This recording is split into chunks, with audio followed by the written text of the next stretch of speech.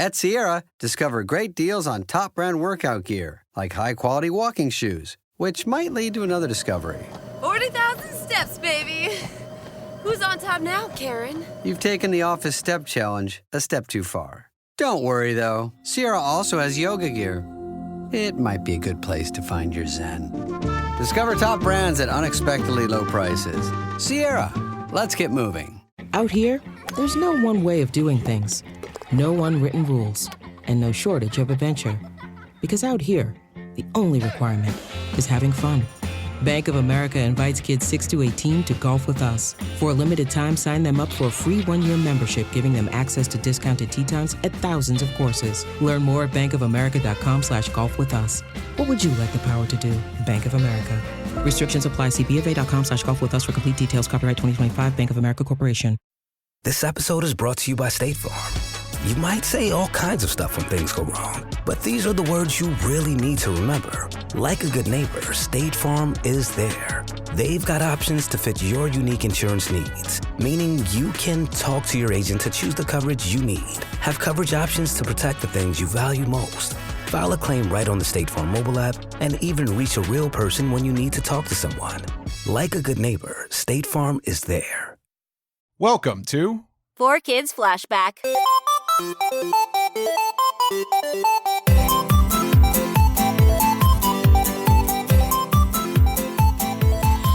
Hello and welcome to 4Kids Flashback. My name is Tara Sands. I am joined by Steve Yurko. We are your co-pilots today on this one-way trip to Carrieville with Carrie Keranen. Because once you get there, you won't want to leave. Even still, yeah. I thought you were just saying about the podcast in general. It's a one-way. It's like, oh. I didn't know what I was going to say. The first ever endless podcast. This is the podcast that never ends. What is that originally from? Does anyone know? That's Lamb Chop, right? Did it originate there or was it? That's where I know it from.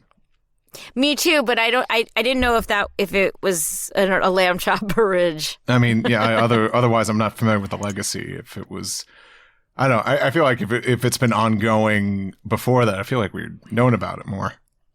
Yeah, maybe. I don't know. Oh, that lamb chop. Oh, that lamb chop. Oh, rest in peace, lamb chop. Shout out to the chop heads. I hope that's a thing. Oh, I bet it's. I'm sure there's some pockets of the internet that are just like the big time lamb chop fandom. Do you think they're choppers? The choppers. That's a good Or are one. those the fans of Chopper from One Piece? Yeah, see, that gets a little too confusing. And then there's the motorcycle crowd and all that. Huh. It's complicated. So I keep meeting people who are rewatching Yu-Gi-Oh! Uh-huh. And I was thinking, because I know you're someone who does rewatches of things. Yeah, and I'm due a rewatch. I reread and a rewatch, but like in general, for a rewatch or a reread, like how much time do you usually let go in between? Oh, I mean the time between? Yeah, anything. Like how much time is too soon would you ever immediately rewatch something or? I would say, it's gotten different over the years, but I feel like some things I would definitely want to watch. It's usually biannual, every other year. Oh, okay. Okay. So that I think it's gotten longer. I mean, I don't have the time to watch stuff right. Constantly, I'm a busy adult. Right. Like there's stuff I keep on in the background that I wouldn't call like a rewatch because it's not like a dedicated, but there's probably only 2 shows that I've sat down and maybe a couple more, rewatch. I'm not a big rewatcher, but I keep meeting people who do, and I'm thinking, oh, maybe there's some merit in that and I should do that more often. What are the 2 shows that you rewatch? Arrested Development. Yeah. Do you even watch the Netflix seasons? Yeah, I do. I do.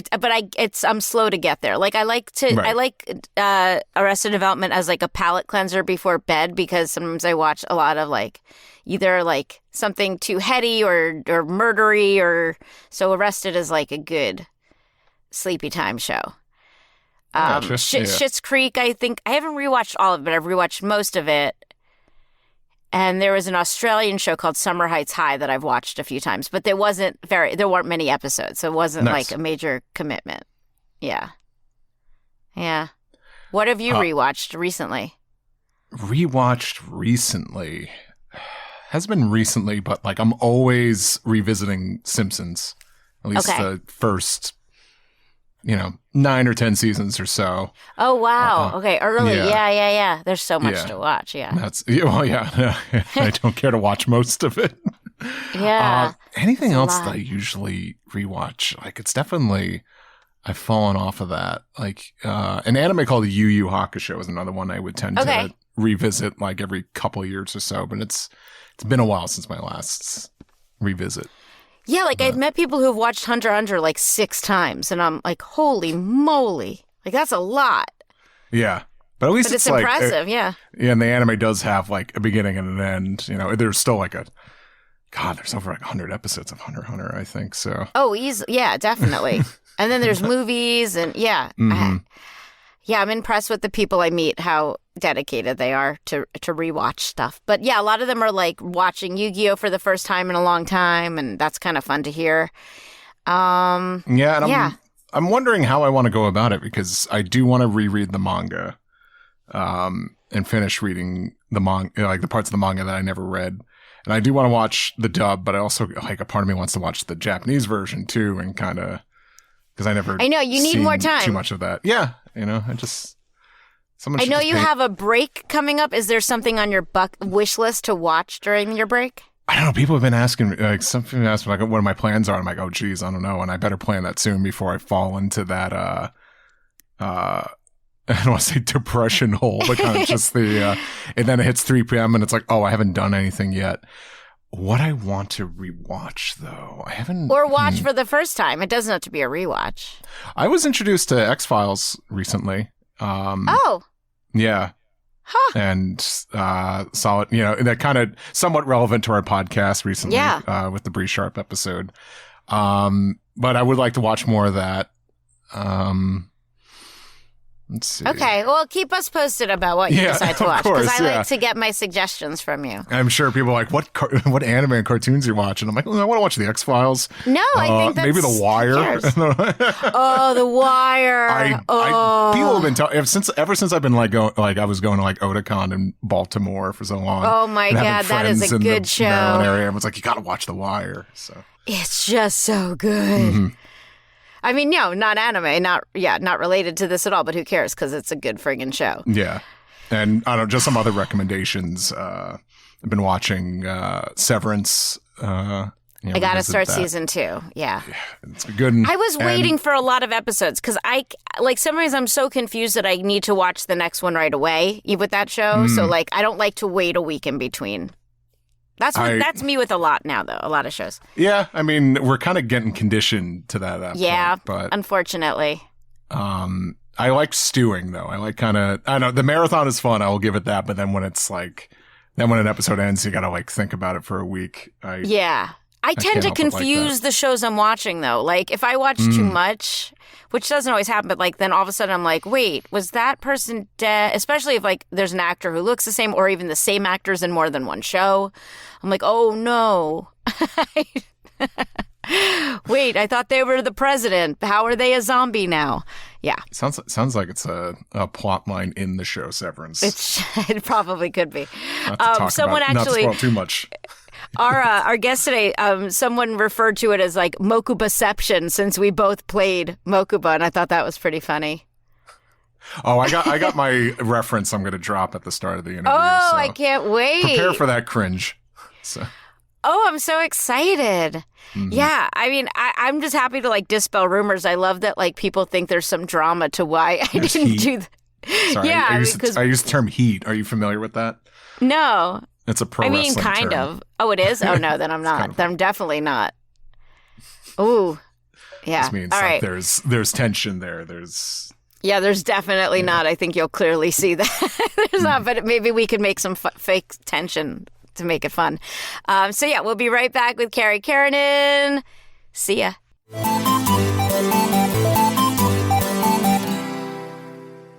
Our friggin' guest today is Carrie Keranen. Carrie played a gazillion roles at 4Kids. She did some Mew Mews. She did some Yugs. She did some Turtles and stuff. Sonics. Some things. Earthia on Sonic X. We'll definitely do probably a full hour on that. Another 90 minutes on. But yeah. I'm seeing double here. Are you seeing double? Are you seeing double? Because there's 2 Mokobas? Oh my God. Yeah, I love that people think there might be some tension. Oh my gosh, it's so funny. I don't really get to go to conventions very often, but I did go over Valentine's weekend. Oh, and good. someone reached out. They're like, so, I saw that both 2 people were listed as Mokuba, and I just did it. And I was like, what? It's so funny to be that there was some scandal. I was like, no, just Tara moved to LA. And it was before remote recording. It was 10 years ago. I tell people all the time, and I think they're kind of disappointed that there's not more drama. Well, we could create some drama. That's what I'm hoping. I'll be like, oh, I hate her. And she, one time, I was talking to this guy, and then she came up, and she, totally got in the way. And then, I never heard from him again. And then it's she didn't even date him. She's, got in the way of me dating him. And then I was like, you know what? I'm going to go take one of your roles. And so then I called up Eric Stewart. Happened. And Eric Stewart, is highly swayable by others. I demanded he give me your role. Oh my God. He started a rumor that you had pneumonia and you were bedridden for 2 months and we missed deadlines. And then they had to replace you. Oh my God. How about that? I love that people think there's drama because Carrie and I couldn't have less drama between us. Right. Actually, what's really funny is I was a huge fan of yours, and I was actually really nervous about going in. Yes. Well, because, Tara, you were already working when I just started getting started. Okay, let's go back then, because Michael Sinner Nicholas, I think, talked about you in his interview. He's the one who brought you into all this. Is that right? Yes. Okay. Because I was doing a play, and then the woman who was directing that play was like, there's this guy, he's auditioning for a Japanese cartoon or something. I don't really know anything, but here's his number. And so I called him up and got the audition for Casca and Berserk. That was your very first anime. That's what I thought. Okay, that's crazy pants. I went hard right out the gate, Tara. I went hard. Yeah, intense. You weren't messing around. Okay, so tell us a little bit about, since that's where you started, and this is a very New York-centric podcast. So you were in New York doing theater. Mm-hmm. I forgot where you studied. I actually studied at the University of Michigan, Ann Arbor, UM. And then I did some master classes in New York with a guy named John Doppolito. And but that was my training. My very, very, very, very, very first job actually technically was a cartoon pilot. A friend of mine that I graduated with, when she moved to New York, she started working as a casting associate. And she was like, oh, there's this cartoon. Oh, Carrie would probably be really good at cartoons. So she brought me in and I ended up booking the lead of this pilot, but then the pilot didn't get picked up. So, and that was technically my very first little boy voice. And I was like, okay, cool. So, okay. And if you hear hammering, there's a handyman fixing something at Carrie's house. Just ignore the hammering. It's not don't think it's in your own home. It's definitely Carrie's house.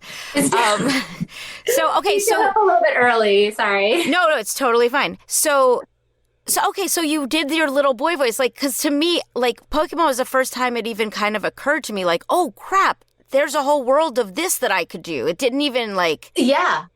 Well, I didn't really, to be fair, when I graduated and I feel now people are much more aware of voiceover as a career path, a sustainable career path, totally. And who is doing the voices behind that? And now a lot of people really want to do it.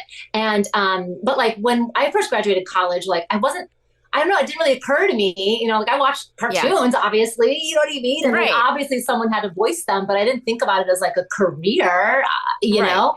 So it was what do you mean this is a thing? And then this idea that oh, of course girls play little boys because otherwise you have to get a little boy because boys' voices change after a certain age. You know what I mean? So I was like, oh, yeah. How do you make that sound? What would that sound like, you know? Mm-hmm. Okay, so your first thing was that, but let's really call it Berserk because that's what but my first like job was Berserk. So I went in and it was like Michael was just moving the studio after 9/11. And so like a fax had come through with the script, but like it's not really. So all I had was, "You're a mad dog." That's it. That's the only line that came through. For the audition, that's it? Yes, that's it. That is it. So he like told me everything about the story, whatever. And I was like, oh, whoa. And then that's all he had. So I did the one line, you know what I mean? I like did it. And I was like, well, it's so nice to meet you. Like, good luck with your project in your studio. I was like under a sound blanket, like holding up a sound blanket. Okay. Like at a microphone. You know what I mean? Like, this is ghetto. Yeah. Yeah, because he was, still building it, racing to get it, trying to get a cast while racing to get the studio done to do the recording because, he lost the studio in 9/11. But so then I get a phone call like 3 days later and he's like, "Hey, remember me?" And I was like, "Oh yeah, hi." He was like, "So they liked you, but they don't know because you only have one line. How about you come in, but we're out of time. So how about you come in, you do a session, and then if they like you and they keep it, we'll pay you. And if not, it's the longest callback of your life." And I was like, "That's cool. Okay." Yeah, but I was also like, but Tara, like, how else would I get an opportunity to learn how to do that? You know, amazing. What I mean? Like, especially back in the day with us, it's like 3 beeps and the timing and the stuff and the, amazing. So I was like, great. I'd love to come in and work for 2 hours to learn this thing, and if I don't get it, at least I now know how to do it better. Yeah, and Michael's. People who have heard his interview, like he was a great person to learn from. Like you get 100%. More information. Like whereas we talk about 4Kids all the time, not getting a lot of information, about the characters. With Michael, you like what their favorite food was when they were 11, and if it was different when they were 12. Like right, yeah. He gives you a lot of it, everything you could possibly need, everything he possibly knows. He's like the original Wikipedia. And since we're talking about that, like since what you do now a lot is direct. Mm-hmm. Was that at this point in your life, did that even occur to you? Because I just kind of want to go back to that a little bit as we talk. Yeah, no, honestly, I feel like it's, it's so interesting thinking about doing this podcast, especially since starting at 4Kids, the beginning, mm-hmm. and back in New York, 20 years ago, right? 25, 30. 25, yeah.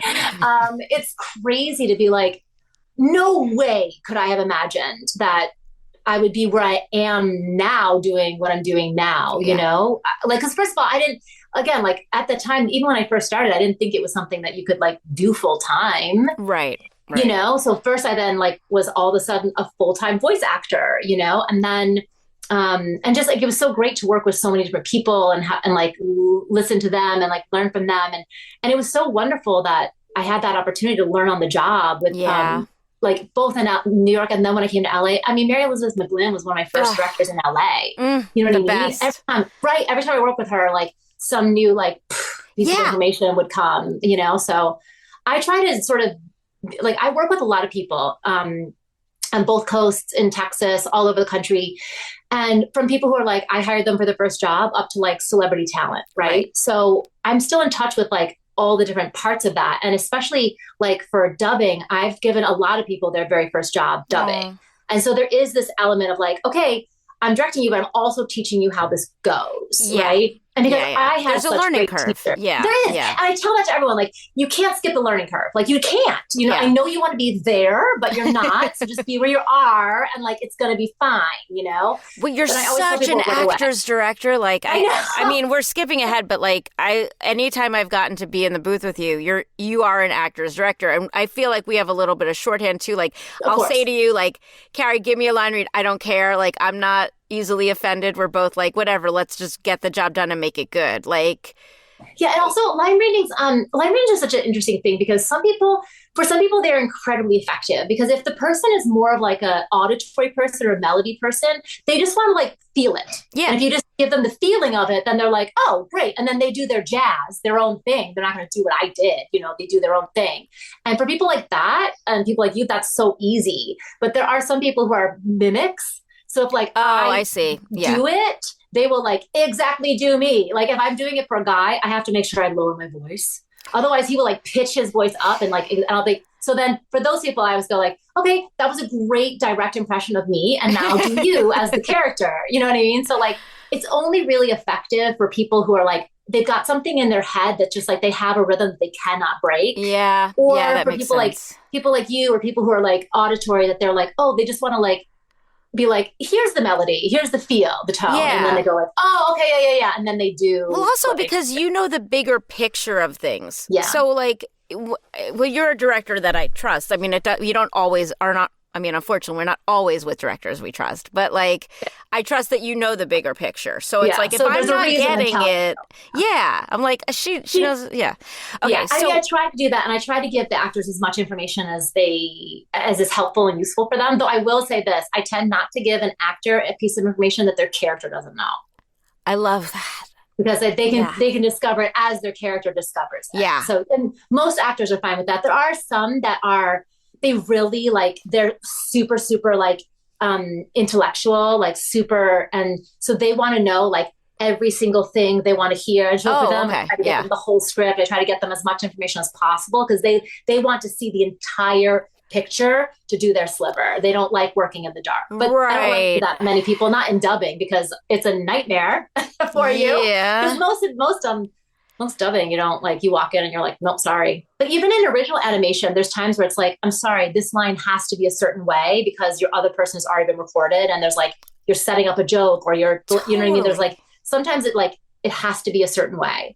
And then other times it doesn't have to be a certain way. Right. And often like with those incidental characters, especially, we're serving the protagonist. Yeah. We're there for support. Like, yeah. I don't need it to be the Tara show if I'm the waitress that he's buying a latte from.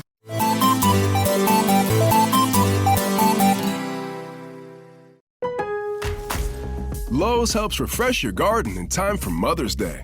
Right now, get 5 bags of 1.5 cubic foot Scott's Naturescapes mulch for just $10. Plus, select 1.5 gallon annuals hanging baskets make the perfect gift. Now 2 for only $15.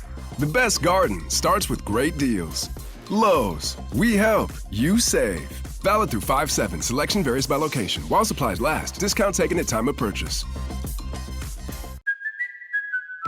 Hey there, travelers. Kaylee Cuoco here. Sorry to interrupt your music, great artist BT Dubs, but wouldn't you rather be there to hear it live? With Priceline, you can get out of your dreams and into your dream concert. They've got millions of travel deals to get you to that festival, gig, rave, sound bath, or sonic experience you've been dreaming of. Download the Priceline app today, and you can save up to 60% off hotels and up to 50% off flights. So don't just dream about that trip. Book it with Priceline. Go to your happy price, Priceline. The new McCrispy Strip is here. Dip approved by ketchup, tangy barbecue, honey mustard, Sprite, McFlurry, Big Mac sauce, double dipped in buffalo and ranch, more ranch, and creamy chili McCrispy Strip Dip. Now at McDonald's. Ba-da-ba-ba-ba. Back to the Carrie show.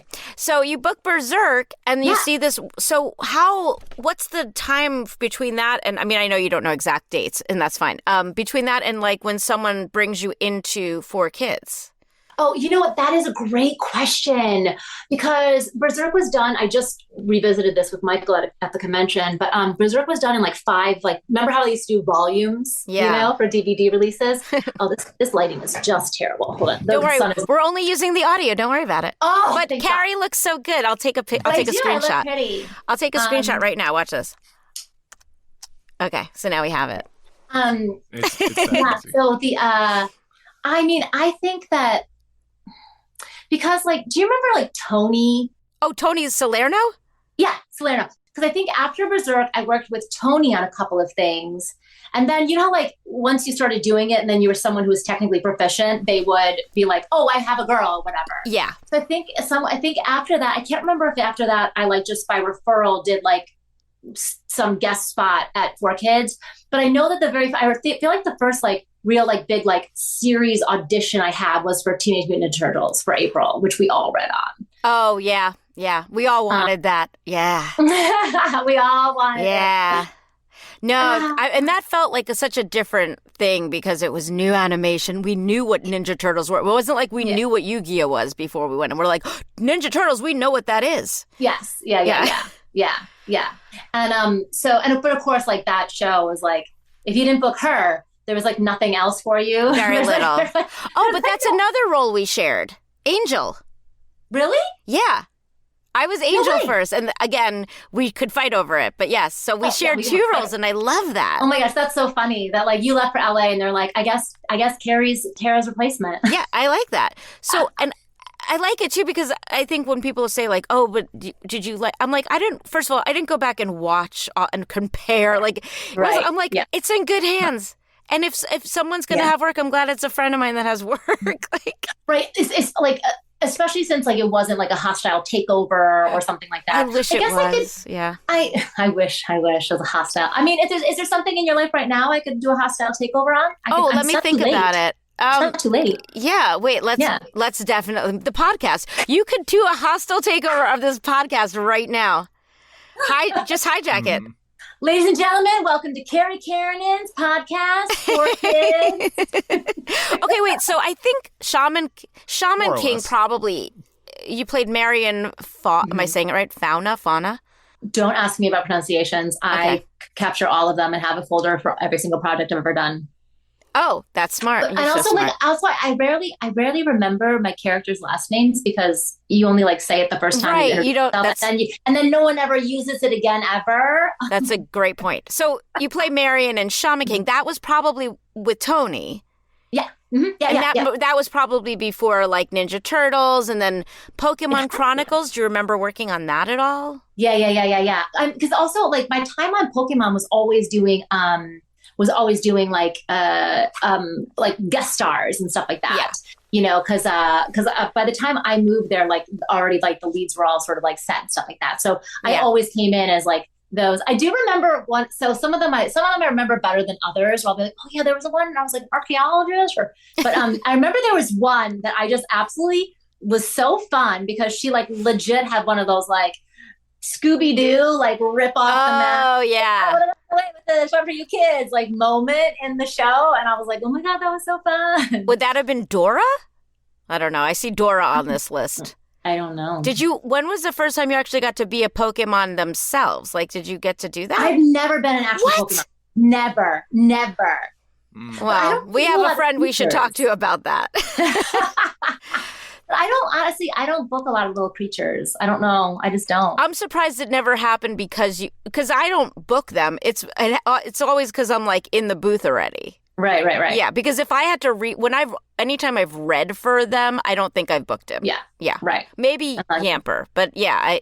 Okay, so you were doing. But it was so interesting that like you were saying before, like you come in. Well, you were sort of saying this, and then I'm also extrapolating. You come in like. For so much of that stuff, if you're not like a lead on a show, you literally, because a lot of times I don't have time to like cast every single person, like send out ads for every single role. Some of them just like, this person's playing that role, you know, or off of the read from the leads, I'll be like, oh, that person I can put there and that person I can put there, you know? Right. But once you demonstrate yourself as being someone like reliable and like good and easy to work with, they'll just like put you on. So those like call you up. So I feel like most of my career has actually been people being like, just call Carrie, just call Carrie. So, but then the flip side of that is you show up and you're like, what is this? Yeah. What is she? I don't know. And then like sometimes when you have a good director who's like going to give you like, hey, here's the lay of the land. And sometimes you're like, just go. And you're like, okay. And then you're like listening to Japanese. I was like, wow, she sounds upset. I guess I'll be upset. I'll make a reason to be upset. I hope this works. Like, right. Well, you're like me. Like, I think we're utility kind of. So, so that ends up happening. When I say utility, for those of you listening, that means like Carrie's super, I was going to say flexible, but a bit like she has a great range, vocal range. I've seen her dance, and she is actually pretty flexible. I have so much I want to say about Carrie. Like supporting characters because you know you need it's like I need one person who can come in and crush 5 people. You know, from an old lady to a little boy to a mom to a this to a that, and you're like, okay, you have to go with people who have a great deal of versatility to their voice because some people. like their voices are so distinct that they work a lot, but they work a lot in like basically their natural voice or like a particular placement of their natural voice. And then there's people they who sound like this no matter what they do. Exactly, right? And then there's people who like they can talk to themselves in a scene and you would never know because they have 45 humans living inside them. Yeah, I think that's you.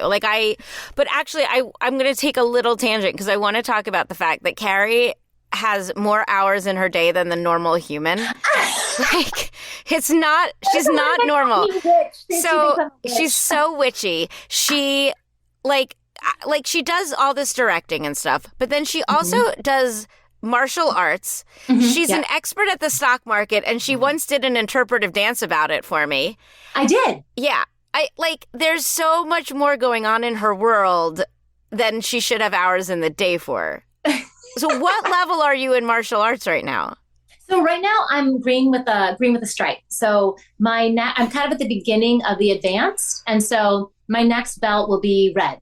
And red's a pretty big belt. And so it'll go red, then red with a stripe, then chodanbo, which is navy blue.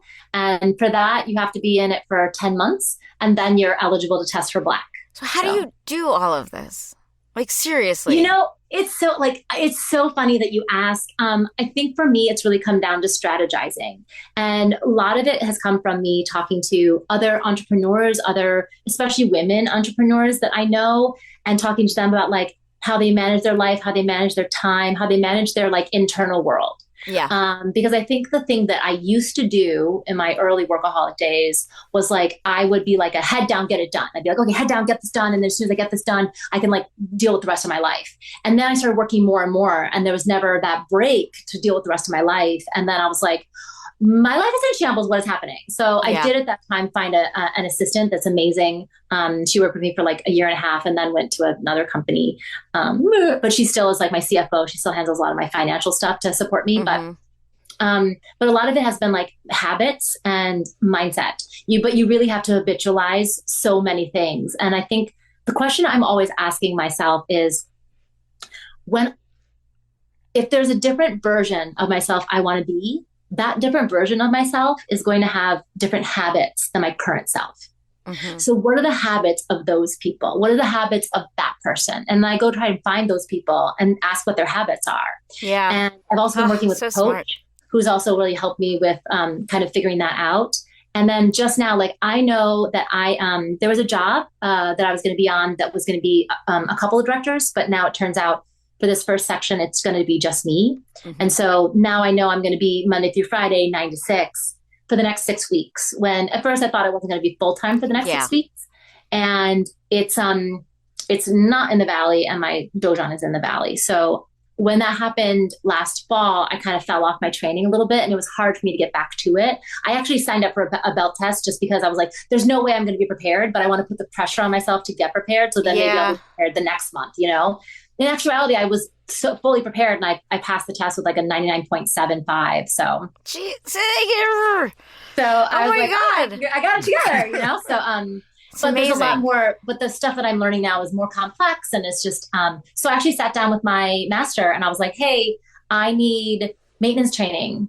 Can you put something together for me?" So he did, and he put together a whole thing of a 5 to 10 minute version, a 20-minute version, and a 45-minute version for each day to sort of keep up with my training. So it's really just support, getting the support from people, and just having, first of all, you have to really understand why in your soul you want to do something, because if you're doing it out of love or duty, then you really show up for yourself in a different way than if you're doing things out of fear or scarcity or anxiety. Those are a little bit harder, or desire, because those things are they fluctuate and they're not exactly things that you necessarily want to cultivate as a main life thrusting as a guiding principle. But so a lot of it is just my feeling of responsibility towards others and towards myself. We only have one life, Tara. We got one life. Maybe. I mean, we'll see. Maybe. I don't know. But it brings me to a point that we talk about so much on this podcast, where we talk about living a creative life and how it often ends up being very different from what we thought or saw for ourselves. Yes. And you're such a cool example of that it's if I asked young Carrie what she was going to be doing, we all probably would have. Theater is my life, and you know what I mean. Like, well, I wanted to do TV. I wanted to do like theater and sitcoms. You know what I mean? That's what I wanted. Commercial theater and sitcom. Like that's what I loved. You know, everyone's like, I want to win an Oscar. I'm like, I don't care about an Oscar. I just want to be like really entertaining. I just want to like spread joy and delight. And I think directing is like this perfect combination of things for you. And you still have time to be an actor. You still are able to make time for those things. So I'm just and I'm again, just happy that you. I think it helps that like I'm the kind of actor that I am because I don't have time to direct and have a lead role that you need me 4 times a week for 4 hours, right? For 4-hour sessions. I can't make that work. But if you need me, you know, like, if it's an original animation, you only need me like once a week, you know, for that one thing. Okay, no problem. If it's okay. So you figured it out. But we should go back to 4Kids. It's a 4Kids podcast. Blah blah blah. So you're doing. Yeah. We're only trying to help people. You know, I love this. We should do a coach. Carrie should just be a life coach in her next life.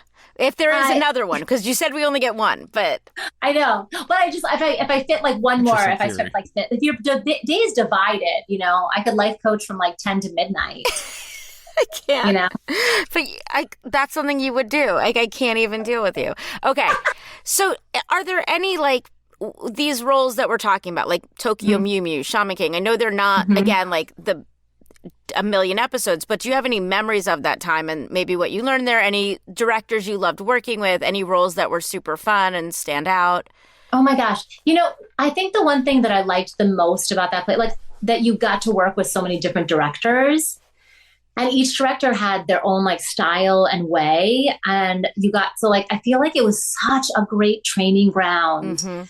Because like, you know, your job in the booth is to like, okay, especially if we're talking specifically about like dubbing, like anime or live action or whatever, but there is a right answer kind of, you know, right. Like, it's got there's a right answer. It's already, it's already been done. Right. Yeah. So like the whole game is like, how do I close the gap between, you know, like when the director's directing or when I'm directing, I'm always thinking, how do I close the gap between what they did and where I need them to be? Right. Okay. And so that closing of the gap as an actor, like some directors, the way they close that, like you do a thing, right? And then they give you a direction, whatever direction it is. And then you're like some directors, the way they express things, you're like, oh, so easy to close that gap.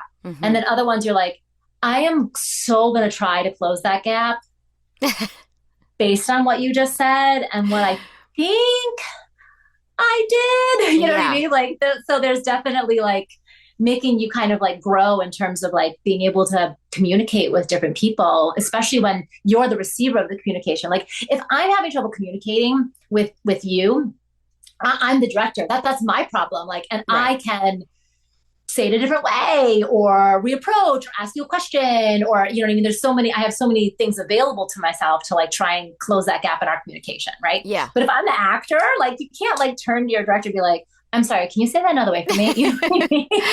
Yeah. I had that happen with something with a book today, and English is this woman's second language, and she was really trying to communicate with me what she wanted, and she did something, and I said, I'm sorry, those mean the same thing. Like, I don't know what you're saying. Right. And sometimes words can have like a meaning, but like, even though it has technically, I can be like, technically, that is the dictionary meaning of that word. It doesn't mean that that's what it means when I say it into another person's psyche. Exactly. You know what I mean? So they can say something to me and I'll be like, oh, I thought I was playing condescending. But like my condescending didn't come off condescending to you. Right. But your version of condescending is actually meaner. I was like, okay, let me, you know what I mean? Like you're trying to like find, even if we're using the same words, you're trying to find like the flavor of their word versus and honestly, half the time, Tara, I am listening to the director, like express like the way they'll be like, see, he's more uptight about it all. And he's just like really, and then like, I take that energy and I just use that energy they gave me, you know what I mean? Cause I feel like they're already kind of emoting. So if it's a director who emotes when they talk, I'm like, done, I got you. Yeah. But then there was some, you know, Julie was like, so gentle. Oh, so Julie Rapp, who was a director at 4Kids. Yeah, Julie Rapp. She was so gentle and like kind and so chill. Like she was just like the most like chill person I've ever met in my life. I remember being like, I wonder if I'll grow up to be like her someday. Spoiler alert, I did not. I'm still a spaz, but so she would be so calm. I couldn't like use that tool. You know what I mean? Right. She was even keeled. Yeah. You kind of. So I'd be like, okay, let's see. What does she look Yeah. like? I mean, that's why I love directors who are also engineering, like Susie Goldish, or we work with a few people like that, because there's something about they're like driving the boat or whatever it is. And they have to do that because they're seeing every. There's no time. Yeah. I don't know. There's something I love. I feel like you get more in sync with them and you become like a unit when that happens. Like you're starting to read each other's, oh, I know I'm going to stop talking here because I just screwed that up, and they know to go right back into it. Or yeah, exactly. And that's the beauty of like coming in, especially like, I think that was what we were talking about before about when you're kind of more of a utility person, you really need that skill of like bonding fast. And if they've already bonded to you, even if I haven't worked with them in like 3 weeks, I walk in and like, boom, I already know how they go. They know how I go. We got it. You know what I mean? And it's so easy. And the same when I'm directing, like some people come in, I'm like, oh, I'm on vacation. I'm on vacation this session. Yeah, they just get, they're fine. Yeah. And I also know that I don't have to be as careful. Like you come in, I'm like, oh yeah, go after him a little bit more. I'll be like, I don't even have to like, sometimes Stephanie Shea gets it the worst from me because we're such good friends that I'll just be like, sometimes I'll play it back like, Stephanie, can you fix it? It's just, and she's like, yeah. Just do it again. Like when you're in sync, sometimes the director goes, just do it again. Just, you got it. Because you know what you did wrong. Yeah. Yeah. They already know.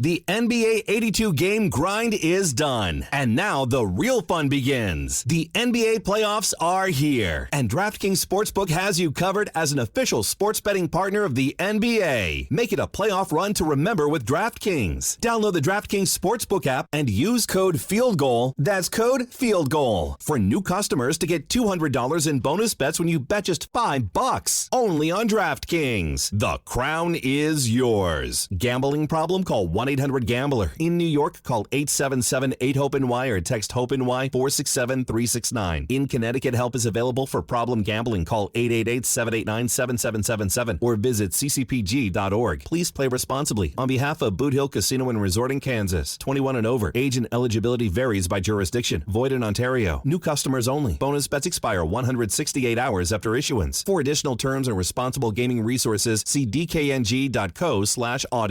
Eczema isn't always obvious, but it's real.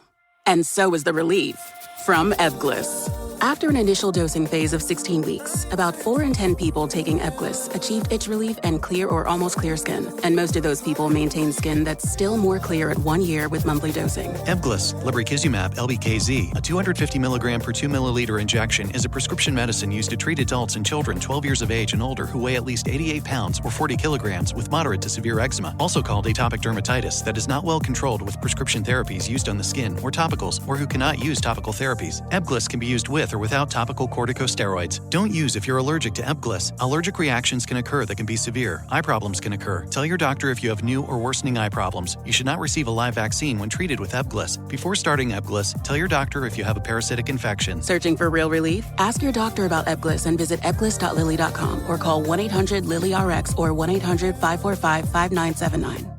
Did you know that parents rank financial literacy as the #1 most difficult life skill to teach? Meet Greenlight, the debit card and money app for families. With Greenlight, you can send money to kids quickly, set up chores, automate allowance, and keep an eye on your kids' spending with real-time notifications. Kids learn to earn, save, and spend wisely, and parents can rest easy knowing their kids are learning about money with guardrails in place. Try Greenlight risk-free today at greenlight.com/Spotify. What I've noticed over time is that like, if you, and some people did it then, I didn't do it that much back at the 4Kids days. I don't think I had the confidence then, but some people would tag up. And so I find that What is that? What do you mean tag up? And so tagging up, sorry, it's a baseball term that no one ever understands. I can't use sports terms in voiceover. Not in voiceover. Not with, tag not up with is like me when and you like Steve. do a thing, it'll be like, sorry. I know. I found one guy who used to play football, and I was like, oh my God, I'm only using sports metaphors for you all day. Because I could. Okay, so tagging up, what is this? Tag up is like, you know, like you do a thing and you do the line and it didn't come out the way you wanted, so you immediately go for a second. I do that all the time. Yeah, you do it all the time. And I wish they taught that because I don't think younger actors know that they can younger do actors that. Don't. Younger actors are trying to like be a good little boy or good little girl, and they don't do any of that. They don't read themselves in. They sometimes don't even like talk along with themselves unless like I tell them to. You know what I mean? So they're a little bit shy. But I also was when I was younger too. That's the whole point. Like with 4Kids, I didn't really do that, even though I'd be like, oh, I didn't get it. But now I will. And anyone who like anyone who's been doing this for a long time, but especially if they direct it, any director that I have in my booth, they'll tag up like crazy. And then I'll be like, yep, put their second pass in. Yep, put their B pass in. I do it all the time. I did that, but that's not the, I wonder if there is a term for it. Cause I'm going to start using that as a term. So tag up in baseball is essentially like, let's say I'm on first, right? And I'm kind of like as he starts to like, as the pitch is happening, I can get off of first. And that's why sometimes the pitch will like fire a lot, second, like fire, because to first, because they'll try and catch the guy. Oh, you're saying like leading. Isn't it called like steal? Like he's trying to steal? No, he's not trying to steal. He's just trying to get a lead. Oh. And so because you're allowed to step off the base. It's just that you're then vulnerable. So sometimes a pitcher, if that first base person is starting to get a little too much of a lead towards second, instead of pitching, he'll fly it, So and then they have to get back on first. So if there's a fly out, like if I'm already kind of like drifting off of first, heading towards second, but it's a pop-up and I'm waiting. I wait for them to catch it. As soon as they catch it, I have to tag first again and then run for second. Oh, right. Otherwise I'm out. So you got to tag up. You gotta, so you've already kind of like started to go and then you got to like go back to the beginning and then fire it off again. Were you a baseball player? I mean, I grew up playing sports, girl. In a neighborhood full of boys. I played I love soccer. But I played volleyball, I played basketball, I played softball, I played baseball, tennis, racquetball. Said I should have backed you up more. I agree with Steve, you see Steve the whole time I'm explaining a tag up. All right. How dare you? Do you have any? We just met and first. I'm sorry. I was just like, now it's weird. I think you already had like the perfect explanation for it. Also, I feel like I tried to go back to the very beginning for non-sports people, but that's why I call it a tag up, because you've already kind of like started and then realized that something happened. You have to be like, nope, go back to the beginning and then fire it off. So, all right. Okay. So that was our sports tangent, but okay. So speaking of directors, you probably worked with Andrew Rannells on Sonic X when you played the before mentioned Earthia. Any recollections of that? Barely any recollections of Sonic.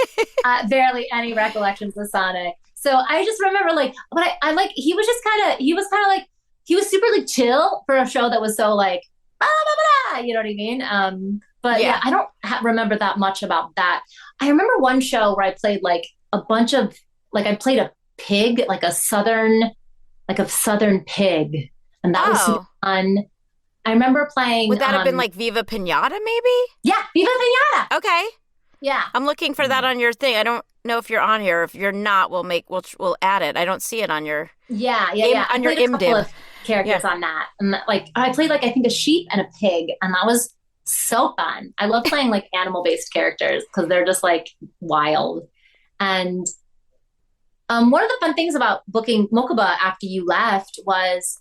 The very last season, he's only in the first part because then they go back to like ancient Egypt. Yeah. But before I had voice matched you, I had already booked Kisara, who takes place in the back half. Oh, that's cool. So I actually did the whole season because once Mokuba was gone, Kisara appeared. Oh, that's awesome. So you got to keep working. Do you remember like the audition process for those characters? Like, could you talk about the... Well, Kisara was just like a straight audition, right? She was just like, you recorded her, but she was like a very like small, breathy, kind of character. Because she really was like the human... Cute.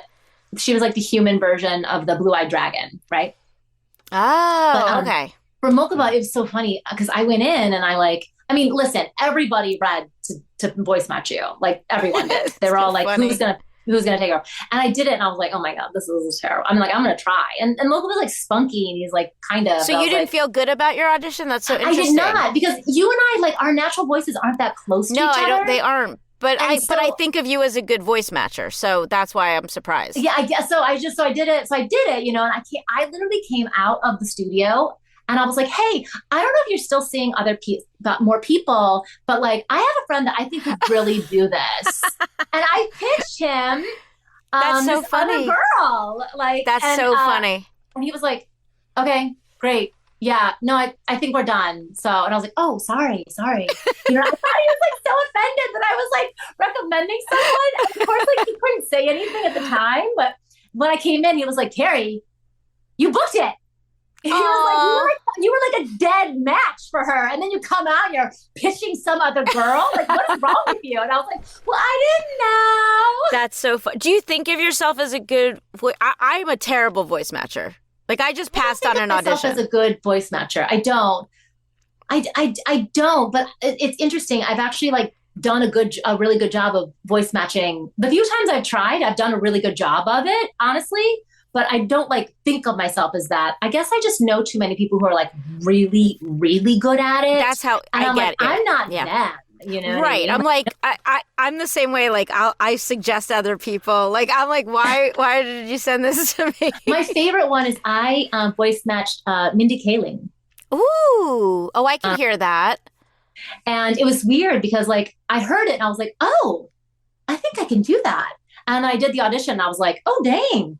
I think I really crushed that. And I booked it and I was so nervous because of course, like, especially when you're like a person like that, you're like, this is a person that everybody knows, you know what I mean? Yeah, it's intimidating. Like, yeah. I was like, So that's the thing no one talks about. Like no one talks about how terrifying it is to step into legacy roles, to step into like legacy projects, to step into like celebrity voices. Like it's so stressful because so many people are like watching and judging. And it's like the one place where it's like no longer subjective. Like you objectively sound like that person or you do not sound like that person. Yeah. You know what I mean? You're like, So, but I walked in and I was like, and I just walked in and I was like, hi, how's everyone doing? I'd been listening to the thing on the car and I walked and the guy goes, I go, what? He goes, you sound just like her. Well, your natural voice is real close. It is. But I never would have thought that. Just like, I never thought that watching her in her different like series and stuff like, and her comedy because I don't know. Like, I don't, you know what I mean? I don't hear me. So like, I don't know. I just no, that makes sense. But now that you said, and I never would have thought it if you didn't say it. Right. So now I'm like, that's all I'm going to hear. No, I'm out there. We have some fan questions. Steve, also feel free to jump in with questions at any time. But one of the fan questions we have is, what was it like voicing original animation, like when you worked on Kappa Mikey, as opposed to 19th anniversary of Kappa Mikey? I just heard that yesterday. Michael sent that to me. Oh, someone posted. Yeah, he posted on Instagram. I saw that. Yeah. I was like, whoa.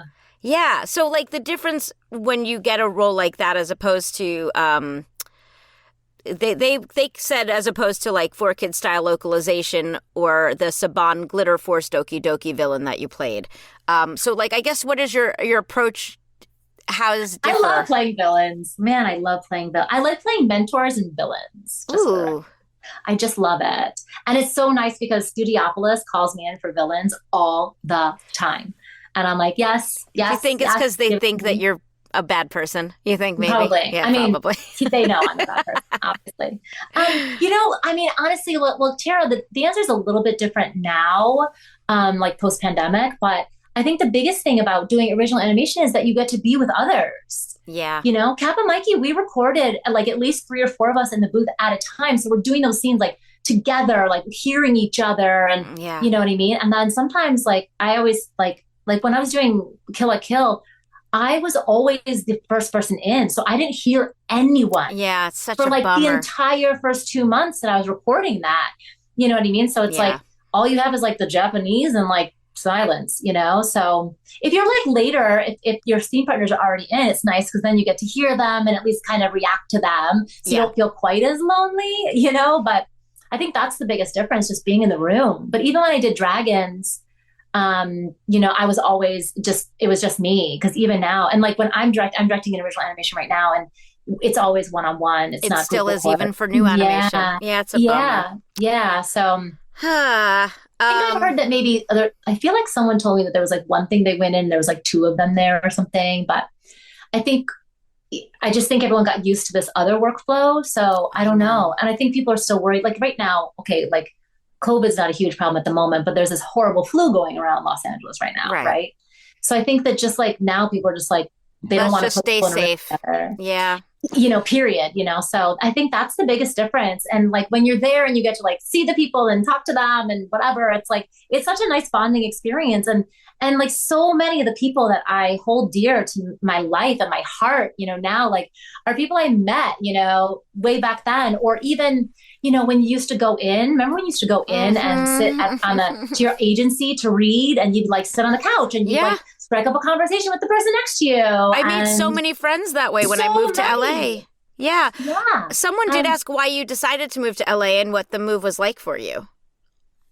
Oh, gosh, Tara, I don't know how this was for you, but I think that there was just a feeling in me that I was like, you know what, maybe someday I'll want to go. Right. Yeah. So I'm such a dork. Listen, I'm a dork. I know. I'm super nerdy. I have no vibe. I'm a super nerd. You have a vibe.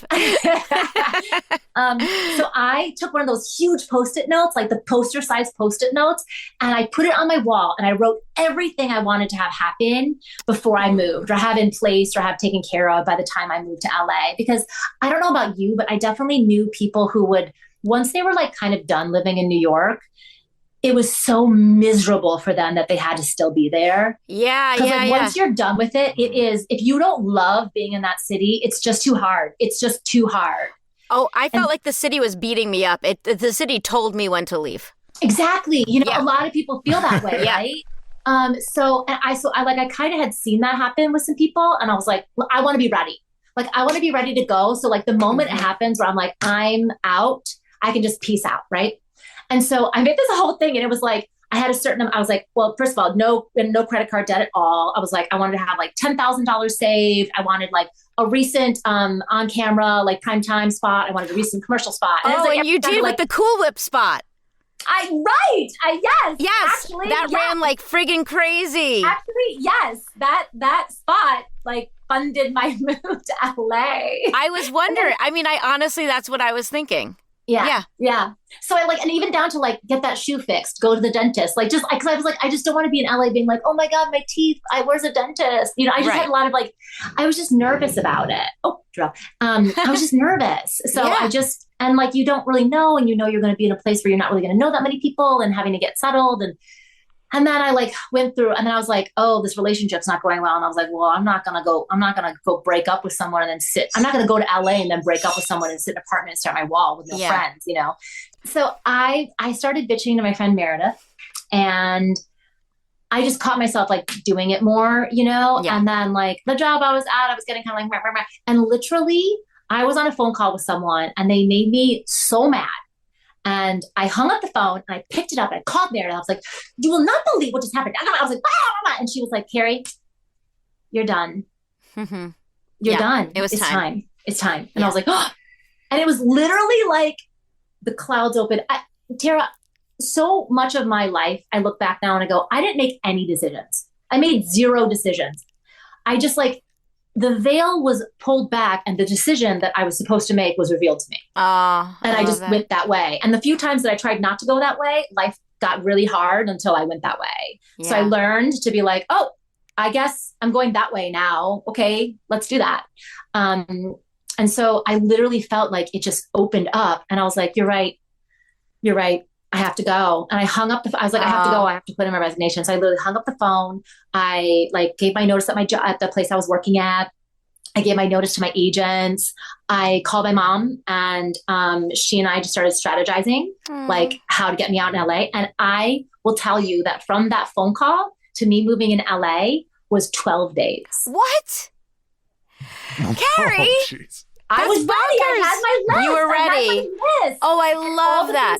I went home that night and I looked at my list, and like everything was crossed out, but like 3 things that were like nothing things. One was like, repair this pair of shoes. I was like, okay, the shoes, whatever. I was throwing away. I don't care.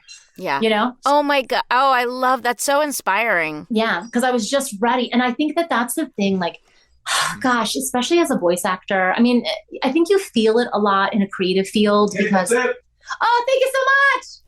You're the best. That was amazing. We had a cameo appearance from the handyman. I love that. His name is Raymond, and I love him. He's also like 7 feet tall. He literally can change the light bulb in my ceiling fan without a lot. He just reaches up and does it. That's like Steve. Yeah. For us short people, we don't know what that's like. Carrie, you are not allowed to call yourself short, but let's go back to the topic at hand. Okay. So yes, so you got to LA. So I think in the creative field, you feel it, I think you experience it more so than maybe the regular human being walking around, though anyone can feel it. It's the gap between where I am and where I want to be. Yeah. And it is so painful. No matter how big the gap is, if the gap is huge or the gap is tiny, it doesn't matter. Mm-hmm. It hurts. It is painful to be in the gap between where I am and where I want to be, or who I am and who I want to be. And you can feel it so strongly in a creative endeavor because your like whole soul is like burning to do the thing you want to do, right? Yeah. Or make the thing you want to make. And there's also this like, it's so you being good doesn't matter. I get great auditions all the time and they don't book the job because I can only hire one person. Right. You know what I mean? So being great doesn't mean you succeed, doesn't mean you get picked. Right. There's no guarantee. You're going to work. Yeah. There's no guarantee and there's no path. Yeah. Jason Bateman always says like, it's not a meritocracy. Yeah. It's not. I mean, like, listen, if you're a real jerk and you burn a lot of bridges, like you will burn out. Like I don't have to spend time with you. I can pick somebody else. You know what I mean? So there is like, you can't be a total dick really, unless you have really powerful friends or you're very, very, very wealthy. Yeah. Nepo babies can do that. Yeah. Right. So it's like, and there's no path. There's no direct path because everybody's path is different. You can't duplicate. No one can duplicate what you did. Exactly. No one can duplicate what I did. I was doing a play and someone gave me a number. And then like, you want to know how I started directing? I got a text one day. Would you ever consider directing? Yeah.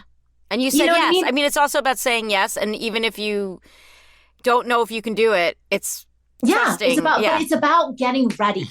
It's about being ready. When the time comes, like you got to be ready. And it's easier to be ready than get ready. So like you got to be ready now for whatever that is and putting in the time. And it's hard because you're like, I'm putting in all this effort and it's not really paying off. And we as human beings are like, I'm putting this effort in this direction. I want it to pay off and from here. And you're like, but sometimes the payment comes over here. You know what I mean? Yeah. Or like, no, I wanted this win. And you're like, those 3 other wins don't count. So it's such like a, you have to manage yourself. You know what I mean? Like really manage yourself, manage the stories you tell, manage your self-talk, manage like, do I talk kindly to myself? Like, am I defeating? Manage who you talk to. You know, I had Billy West once said, he was like, listen, everybody has their first day on the job.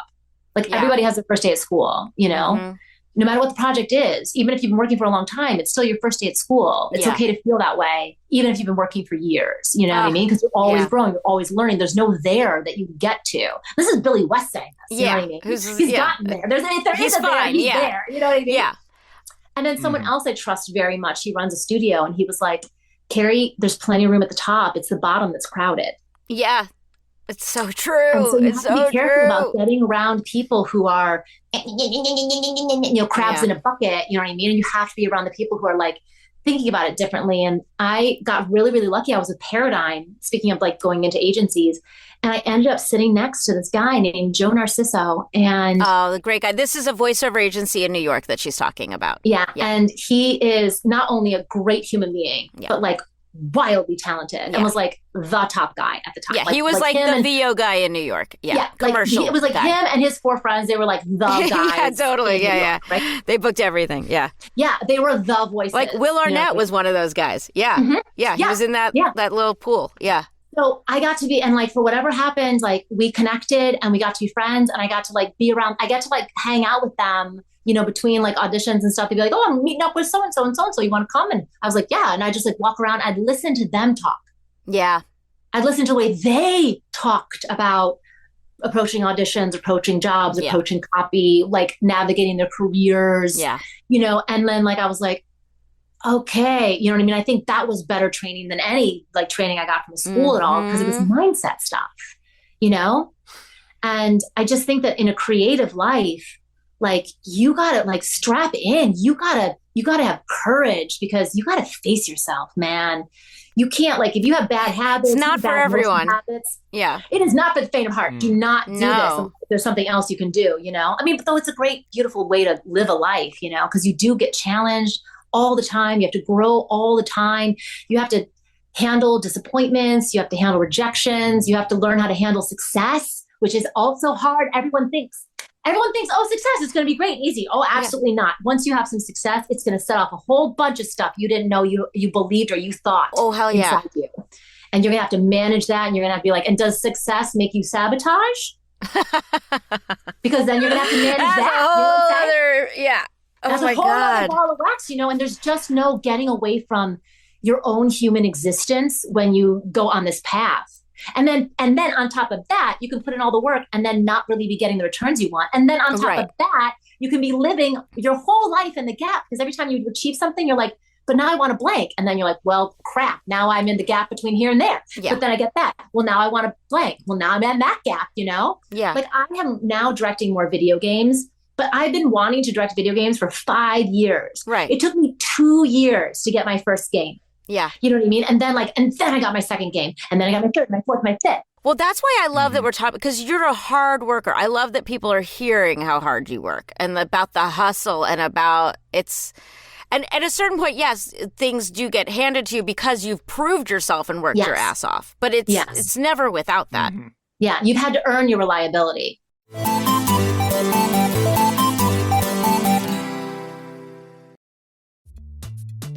This episode is brought to you by Pluto TV. Pluto TV has all the shows and movies you love streaming for free. That means laughter is free with gut-busting comedies like The Neighborhood, Key and Peele, and Ferris Bueller's Day Off. Mystery is free with countless cases to crack from Criminal Minds, Tracker, and Matlock. And thrills are free with heart-pumping hits like The Walking Dead and Defiance. Feel the free. Pluto TV. Stream now, pay never. This episode is brought to you by LifeLock. Not everyone is careful with your personal information, which might explain why there's a victim of identity theft every 5 seconds in the U.S. Fortunately, there's LifeLock. LifeLock monitors hundreds of millions of data points a second for threats to your identity. If your identity is stolen, a U.S.-based restoration specialist will fix it, guaranteed, or your money back. Save up to 40% your first year by visiting lifelock.com/podcast. Terms apply. We didn't get to talk about Yu-Gi-Oh! 5Ds at all. You played Misty. Do you have any fun memories of that, or a fun moment of that as that character that you would? Oh my gosh, share? I love playing those kind of supporting characters. Like, I love playing like male-female dynamics, right? Either women in a world of men, or like brothers and sisters. Yeah. But I have played so many like assistants too, especially back. That was like my ingenue phase. Like when I was never an ingenue. I never played like the, oh my gosh, Romeo, where brought that Romeo? I never played those girls, but in my like young ingenue, I always had like the assistants. And she was so fun because she was like good at her job, but also had to manage someone who was like very challenging to manage. And like, she was like, okay, sure. She was the original, like, everything's fine. Was like, everything's on the meme of like everything being on fire. Like, I feel like she was like the original. Ooh, that is fun. Yeah. And also when you like, you know, maybe the middle listeners don't, but when you have like a recurring supporting role like that, every time you go in, you also get other incidental roles because you're already in the booth. And if like your character doesn't have that many lines in that episode, then they'll be like, oh, can you also play this other person? So she was so fun because the best. Yeah, she was so fun. I know they're the most fun ones because you come in and like, you know, you got your one girl in your pocket that you're going to do. And then you're like, okay, who else are we going to do today? Oh, you know, but you're not just walking in totally blind, like, hi, what am I doing today? So it's like a little stability. But yeah, she was super fun. And I just loved those kinds of characters of just like, I'm trying my best. And okay, I think I know the answer to this, but somebody asked if you've ever played the Yu-Gi-Oh game or like know any of the rules. Okay, so I had a friend who like played it, and I was like, okay, I was in this game. I was like, tell me like what's going on, and they started to like explain it to me. But here's the challenge: when you have like a 10, 12-year-old explaining how to play a game to you, you get like such such a download of information. And then you're like, oh my God. I don't think, because they're off on a tangent. Like, oh, and this guy, and the cool thing about this one is, like, but then there's all this other card. And then like you end up on like a tangent of like their favorite cards. And then you've forgotten like, wait, hold on real quick. So, so the first part of your turn, you do what? And then it was just like, it was absolute chaos. So I learned a lot about the different cards in the deck and the general idea, but like how to play, absolutely not. But unfortunately, like I don't know any like grown adult, like maybe now they've grown, like those people have grown up and I could ask them again. But at the time I only knew kids who played it, and like they could not tell you how to. I'm like, do you know how to play this game? Like, do you? Well, that leads perfectly into the next fan question that was, do you have a favorite Yu-Gi-Oh card? Well, I mean, look, I'm the blue-eyed dragon. That's what I hoped you'd say. I mean, obviously, she's my girl, and I've actually been able to sign that card multiple times. I was going to say that's a perfect, and you could sign that Funko Pop. Yeah. Just a Funko Pop? Well, wait, is it Blue Eyes White Dragon, or is it a different dragon than Blue Eyes White Dragon? No, it's Blue Eyes White Dragon. Yeah. Oh, yeah, there's a Funko Pop. No way! Now I want you to sign that for me. Oh my gosh, I'm going to go see if I can find it. Oh, yeah. And then there's like, right now, I think there's a big and small one. I get my directing job tonight. I'm just going to go. Forget that. So where can people find you? Is there anything coming up you want to plug that you're excited about?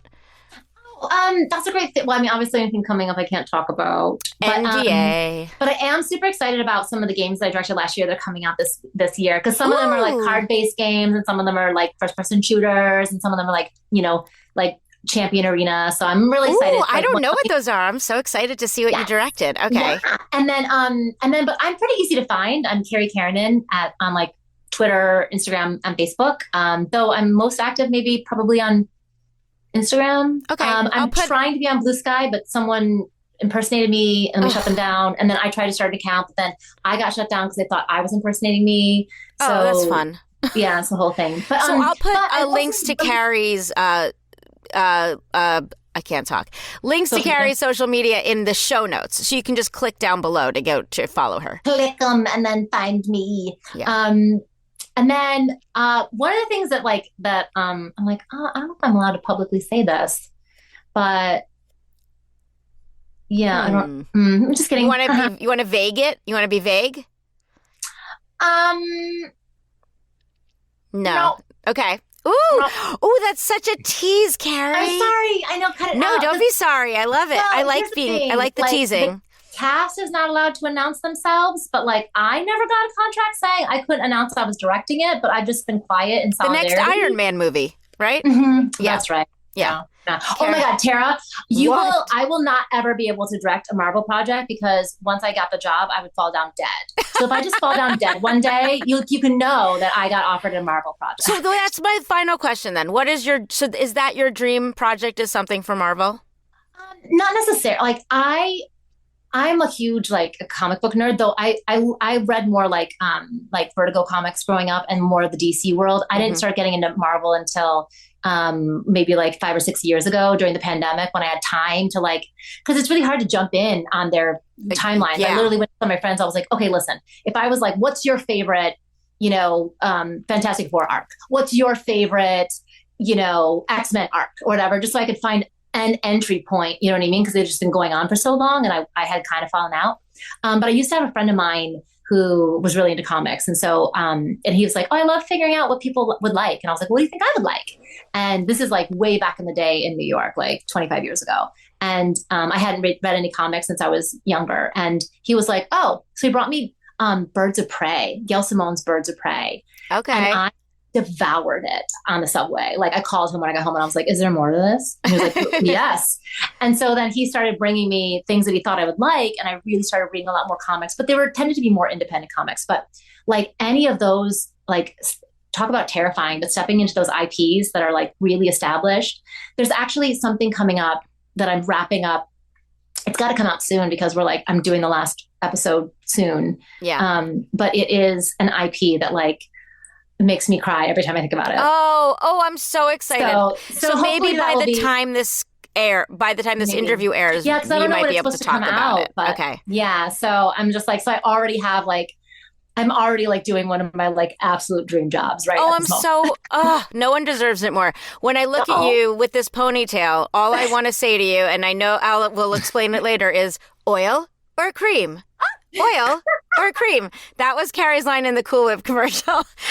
And it's the cutest thing ever. Like ran forever. And I swear that commercial like moved me to LA and supported me when I was first here. But also weirdly, I had that beautiful experience of like, I show up in LA, I had offers from every agent I met with, and I booked my first commercial audition. Oh, I'm so happy to hear that. Like it was just like, you made the right choice. Welcome. You know, all the green flags. Yeah. Yeah. And here we are. And I know your main goal was to be on this podcast. So honestly, okay, I know you're kind of joking right now, but like honestly, Tara, we are so freaking lucky that we're still here. Oh my God, I know. Still here, still doing what we love, still being able to play every day. Yep. Still getting booked, like still in the game. Yep. You know, because we have a lot of friends that aren't. I mean, we know that. Aren't. Because they moved on to other things that they loved and enjoyed. They built other lives. They moved to other cities or whatever. Yes, you know. But I do have friends that like they were super talented and it just never broke their way. Yeah. But you know, so there's all sorts of reasons why you can find a new calling in your life at any phase of your life. Like there's just why now I direct more than act. You know what I mean? Mm-hmm.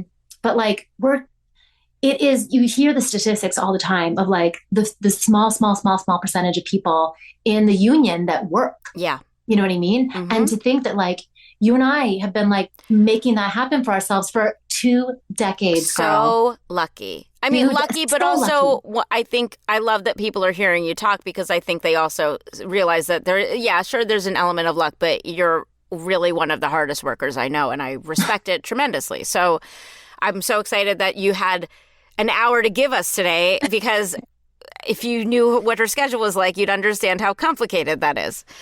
So, and we got to spend New Year's Eve together this year. We saw a play. I hope we get to. I want to do amazing show. I want to do that every year.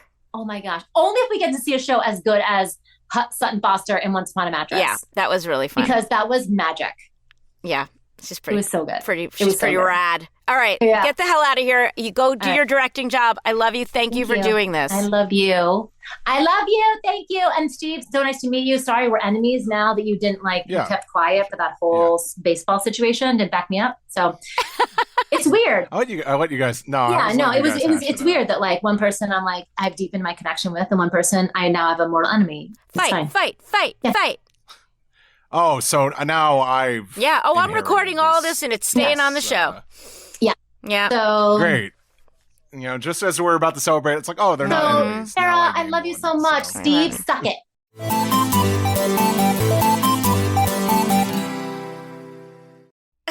That was fun for me. Was it fun for you even though you got yelled at? Yeah, I'm not sure how I feel. I'm a very unconfrontational person, so I gotta really I got to make peace with the fact that now I've made an enemy. Yeah. Well, she started it by saying that, but you started it by creating us, Yeah, I was trying to stir up some trouble between Carrie and I, and it ended backfiring. Really blew up in my on face. So there you go. She's the best. That was fun for me. I was happy to see her. One of the questions that she got that I was like, I didn't want to bother her with because I figured I would just answer it here is they wanted to know why I got to go back to Mokuba, but then Megan didn't go back to Mai. And it's simply like all of this stuff that you guys like have questions about. A lot of them are just location based. So Carrie and I were both in LA at that point. So it just kind of reverted back to the original. Yeah. Whereas the person that replaced Megan, Erica, was still in New York and they didn't, this was just them not wanting to pay for another studio. With Mokuba, they knew they were going to have to pay for another studio in LA. So this is like, there's like it's that theory of like the simplest answer is usually the answer. Right. And yeah, it just really was logistics and location and financial reasons not getting 2 studios. Yeah, so it's that simple. But she is awesome and blah blah blah. Yada yada yada. Well, and also now she can kick your ass with her martial arts. That's the thing too. Yeah. Is, she, to put it bluntly, she could fuck me up. Yeah. She's one of those people, and I know a few of them that, like, whatever she had decided to do with her life, if she had decided to be a surgeon, if she had decided to work in real estate, if she had decided to work in a grocery store, she would have excelled because because of her time management skills and her drive. Like, and I don't think that of a lot of people, but I really think that about her, which is a really cool trait to have. So. Absolutely. I mean, yeah. Just having, and the whole, it's just another New York to LA conversation, and just that whole process is, just having that faith in yourself and your abilities, and yeah. And I love that she kind of knew when it was time to go. Like, I think that's been true for a lot of the people we've spoken to. Was that true for you, Steve? Like, you kind of knew when you needed to leave New York? Yeah, I was toiling away. I felt like I was kind of just spinning my wheels, and there was really nothing. I don't think there was anything really going to come along in New York that was really going to, like, get me out of my current situation. And then just after, like, going to LA for a con, it just kind of, like, there was the back of my head, I was like, what if I was out there? Like, that kind of felt, like, that felt good. Like, that felt like how it, like, how things, like, that, it was reminiscent of, like, my college days. And I'm like, it's the first time I felt something like that in a while. And it just kind of, that was it. Like, once it was, like, kind of like, it, like, the thought didn't go away, and then was like, I think I gotta go. It's yeah. What also makes you wonder the merit of going to a school that's in the city you want to end up in. Like, I was in Savannah for a convention, and there's an amazing art school there, SCAD, as it's called, SCAD maybe. Incredible art school that, like, there are tons of animation students and things like that. And I thought, what a bummer that they're so far from the city that so many of them do want to end up in. They want to end up in LA, and they're applying for these jobs. And that leap of faith and that move is so hard. Like, not that they shouldn't go to school there, because it seems like a great place to get an education and a great town. But like I almost went to NYU and I didn't. And I wonder too, like, if I had already been living in New York, if that would have changed my trajectory at all, or if I had gone to school in LA. I don't know. I mean, it's just something to think about. It's, you always, like, think back. It's like, if it did things a little bit differently, like, even my major wasn't necessarily in animation, but I was still right, adjacent to it, and I had, like, a little bit of knowledge and developed skills in something else that were useful in it. Sorry, I just also had another train of thought there. That's okay. Yeah. Sorry, just let out that. Yeah. I think we just talked about so many different things in that interview. Well, like, we went a lot of places. Yeah. Yeah. I think this is definitely one of those. It's like one of our classic "It's a New York" podcast. But I think one of the things that was talked about that I, really appreciate was the, like, there's lots of talented people out there. There's a lot of, good people out there. Doesn't necessarily mean you get hired. And that is so freaking true. Yeah. And especially, unfortunately, in this current climate that we're recording this podcast, I know a ton of people that are astoundingly, talented and gifted. And there's just nothing going on. But I think also at the time when I did move out here, it's, being ready, which, and I think you talked about this too. Like, I wasn't necessarily ready, but I went in anyway, kind of just like winged it. Well, you were probably also more ready than you thought. I mean, I think, again, we both trained, we both did all these things to be ready when finally the right situation presented itself. And that's when your training kicks in, or your education, or whatever it is that in whatever field you work in. Being ready is such, like, that's great advice. I think, something that I've carried with me over the years, it's, one of the keys of getting hired is just the people. One of the keys to getting hired is the people that are thinking about you when you're not in the room. And I think it's kind of like what Carrie kind of touched on, to the point where it was like, we can bring Carrie in because we know she can knock this out of the park. Well, and I know that people, like, and I'm guilty of this too. I get annoyed because I see the same people working all the time, and I'm like, there's also that deliver. issue. They deliver, and I'm sure people think that about me. you know what I mean? And it's true, but it's also because you're a known quantity at a certain point and you have to work your way up. And I get the frustration that people have with that. I get it. Like I have, but it's like no matter what level you're at, you're looking at the level above you and you're thinking, why am I not there? So it's that gap she talked about, which is a great way unfortunately, to it never it. goes away. No. We're just, just trying to have more of a healthy relationship with it. Yeah. Well, I think she was inspiring and I hope people took something like that, some good away from that. I think hearing her talk motivates me. So I hope other people feel the same way. I try not to waste the rest of my night. Yeah. I know I'm about to, I have a long night of work ahead of me. So I feel like this set me on the right path. And on that note, thank you for listening. Oh, we forgot to plug all the things. Hey, guys. If you could subscribe, like, and review. Subscribe, rate, and review. Subscribe, rate, and review. Links to Patreon and all that jazz in the show notes. Yeah, we covered it. We will. Catch you next time. 4Kids Flashback is a production of Maji Media, hosted by Tara Sands and Steve Yurko. Producers are Zach Logan, Tara Sands, and Steve Yurko. For more information, go to 4kidsflashback.com. That is the number 4. And if you worked at 4Kids and have a story you want to share, please email us at 4kidsflashback@gmail.com. You can find us on social media at 4Kids Flashback, and to listen early and ad-free, head to patreon.com/4kidsflashback. For podcast merchandise, find links on our website and Linktree. As they say on every podcast, if you liked this show, please subscribe, rate, and review, and tell your friends, or 4. If you want to check out other Maji Media podcasts, go to Maji, MAJI.media. Thanks for listening.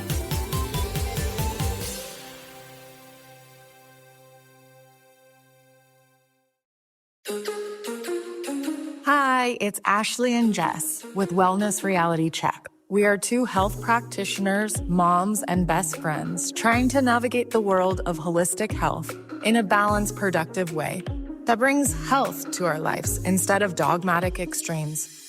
We'll be breaking down health trends, interviewing your favorite health influencers, and always keeping it real.